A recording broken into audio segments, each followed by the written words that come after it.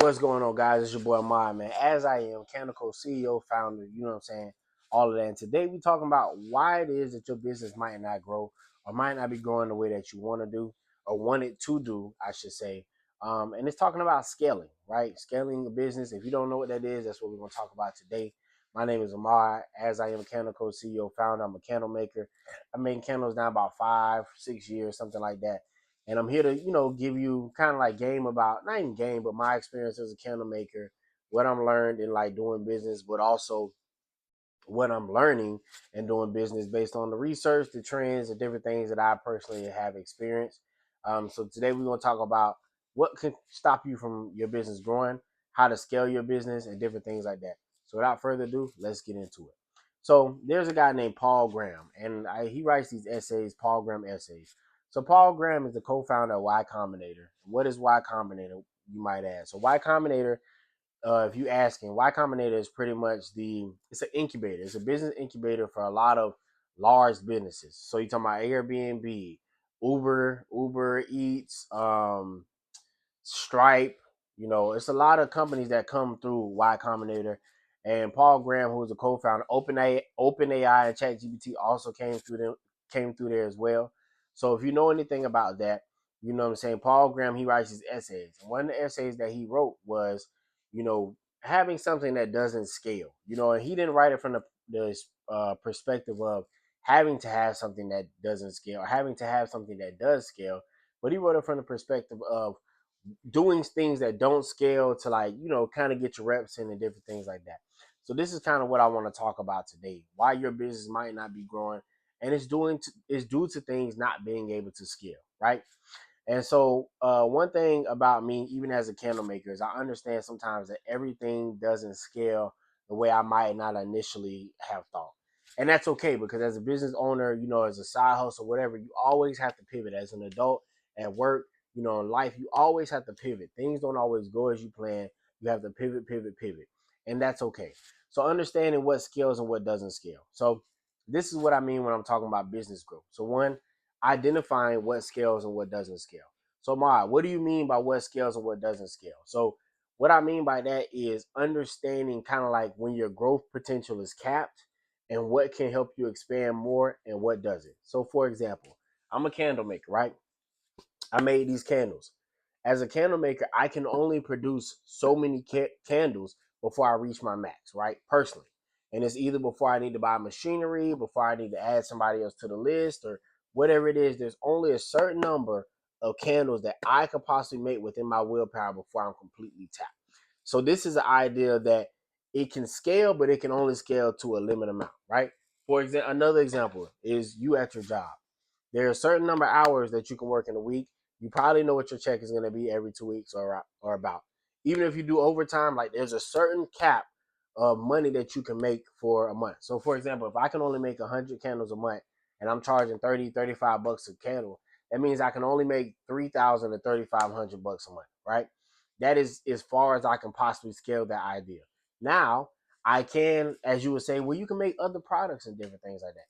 That is true, but there are only so many products that I can make before I reach whatever my cap is. And either I will have to expand the business as far as like machinery to produce, or I would have to do wholesale, which means that I would have to get somebody else to make them for me and I sell them, or I would kind of have to pivot my strategy or something else, right? Here's another thing. So if the candles cap me, say 3,000, 3,500, that's as far as that idea can scale. Here's part two of that. So finding another idea that scales, right? So what if, for example, I'm doing classes, right? So say that every time I do a candle making class, I charge 500 for a group of 10 people. So you're talking about 50 bucks, or I say 45 bucks, 45, 50 bucks for a group of 10 people. So that's 450 to 500 bucks, you know what I'm saying, every time that I do that class. So say I'm doing 500 bucks. How many classes will I have before I reach my $3,000 mark, right? So say 500, 1,000, 1,500, 2,000, 2,500, 3,000, 3,500. That's 3,500. That's seven, right? So I can do 7 classes a month, and I automatically reach my 3,500. How many days are there in a month? 30, 31 days, right? So that's what, almost like a third, maybe a little more, a little less than a third of my days in a month, or a fourth, probably like a fourth. My bad. So like a fourth of my days in the month that I'm using to make the same amount of money that I would have made had I just did my candles, right? So the candle classes probably can scale a little more than just making candles, correct? So you have to think about this when it comes to your business, right? And so this is why a lot of people do coaching. This is why a lot of people do courses. This is why a lot of people do ebooks and things like that, because it's finding items that can scale past whatever you want it to do. Does it make sense what I'm saying? So even for me, understanding that I can only make so many candles, I can only do so many pop-ups, I can only have so many products that I can physically sell. What are other ways that my business can sell or can scale? And these are things that you have to think about when you're talking about your business, when you're talking about your side hustles, when you're talking about entrepreneurship. Is understanding what can scale. It doesn't mean that you can't start with things that might not be as scalable, but it also depends on your income potential, how much you want to make, how much you want to grow. For somebody that say, okay, I want to only do 3,000, 3,500 a month, that's like 40 something grand a year, right? So, and that's okay for some people. Some people might want that. I think it's like probably around 40 grand. You can check my math. And some people that might be okay. Like, hey, I got a small business. I have a full-time job. That might be enough for me. You have to understand what your limits are as far as what you want to do when you're talking about scaling. And like I said, so you identify what can scale, what can't scale, and then you kind of choose a path to see. So first, for example, I got my products. So whether it's candles, whether it's oils, whether it's whatever your products are, that is as far as you can scale. I can only make a certain number of oils in a month. I can only make a certain number of body scrubs. I can only make a certain number of, candles and different things like that. That is the product. Then you're figuring out the pivot. Okay, what else can I make besides that? What else can I do that might make me more money in less time?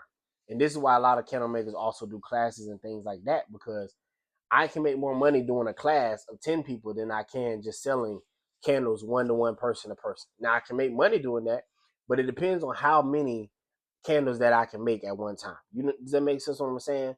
Before either I have to expand, before I have to hire somebody, before whatever.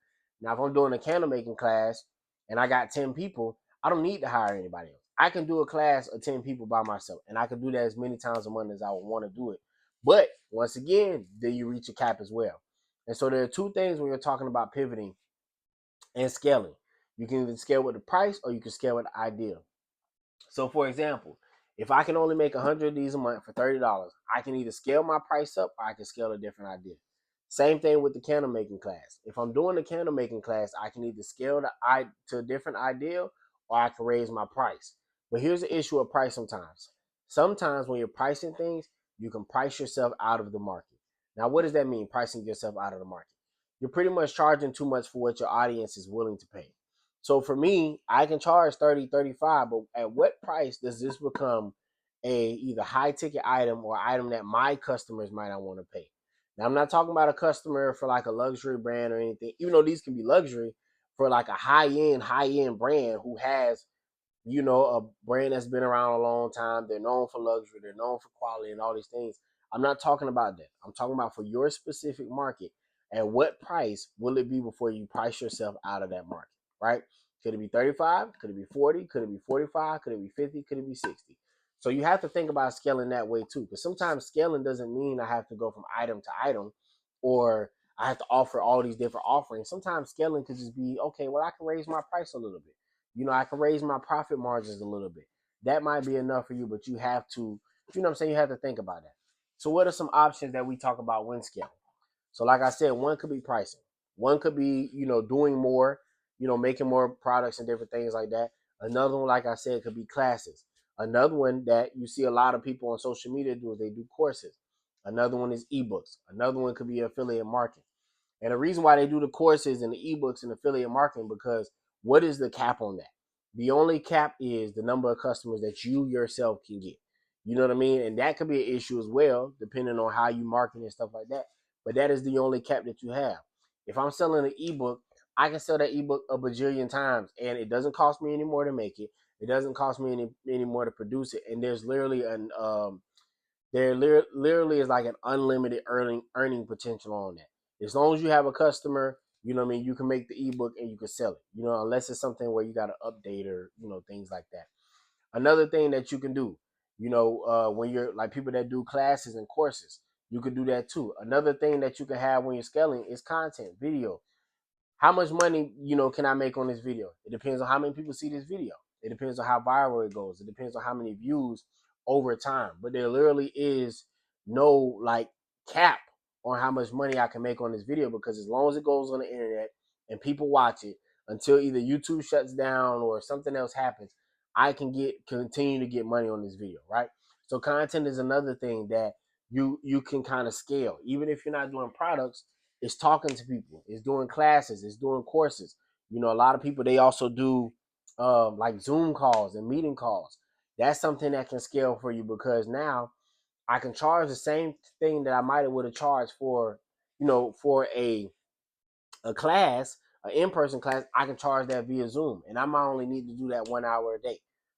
So I might have would charge $450 for that, but I might charge $200 for a Zoom, or $300 for a Zoom, or $400 for, what I'm saying, for a coaching call, $500 for a coaching call. This is what people charge for coaching calls, and the coaching call is an hour, 2 hours. Now, how many more hours do I have in a month? Does that make sense? What I'm saying? So it's finding ways to scale your business. Like I said, scaling doesn't always mean that you have to have different product offerings. I can have scrubs and oils and hair soaps and this and wash, and I can have all that. But then at that point in time, you physically, you can be stretching yourself thin, because how many of those can you make? Does that make sense what I'm saying? And then how many of those do you have to make of each different type of thing, each different type of offering that you have?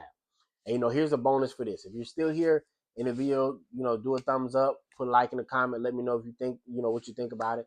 If you like the video, say yes. If you don't, you can say no. That's okay. It doesn't hurt my feelings. It just lets me know what people like and what they don't like. So here's a bonus. When you're doing your offerings as well, don't try to have so many different products and so many different versions of things that you offer. The reason why is because, one, you can overstimulate your customer. You can give them too many options to the point where they can't choose. Sometimes having it simple, like, hey, I offer these 3 things, these different sizes or these different scents. That's what I offer. That allows people to be able to choose. For example, if I go into a restaurant, if you go into a restaurant, you see the menu has like they do Chinese food and barbecue and this and that and this. You're gonna be like, bro, what kind of restaurant is this? What do they specialize in? You know what I mean? As opposed to when you go to like a high-end restaurant, they have these few offers. You might have seafood, you might be going to a steakhouse, you might be going here, barbecue, does that make sense what I'm saying? But they're not having 50 different offerings.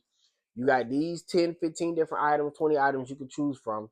It's usually some specialties that they have, and then you can kind of go from there. So you kind of have to think about that. Yes, you can have a lot of different offerings if you want to do that, but it's about how much can you maintain and sustain on your own. Does that make sense what I'm saying? So understanding these are some things that think about when you scale. Another thing is sponsorship, branding. You know what I mean? Like hostings. That can have a scale potential, because now you pretty much have your name out there, and that's how you're scaling as well. As you're doing events and different things like that. So you have to find what can be scalable for you. Scalable. And this is the point, the importance of having a brand versus a business. You know what I mean? Or adding the branding component to your business, because you can expand past what you do. So for me doing videos, it's not just about, this is about the brand. It's not just about the business of selling candles, because I'm also doing entrepreneurial talks. I'm also talking about my journey as a candle maker. And now I'm opening myself up to not just sell the products, but make money off of content as well. Does that make sense what I'm saying? So this is some reason why your business might not grow. This could be some reason why that can help your business grow. And it's just about scaling. It's about finding offerings that can scale and that can help you kind of grow in a different way, to the point where you're not overworking yourself for less, but you can make more. It's just like people say, do entrepreneurship versus a job because you can make more money. Yes, that's true. But everything is kind of a trade-off. And that's why when I did my video, talking about how it could be easier to make more money, this is what I'm saying, because you're doing a trade-off of time. You're finding what's valuable, and you're finding ways that you can scale without doing more work. And once you figure that out, then it allows you to open up other doors to do different things. So if you like this video, like, comment, subscribe, all those things. And if you know what I'm saying, if you got some tips for me, drop it in the comment. I'll respond back to it. Till next time, peace.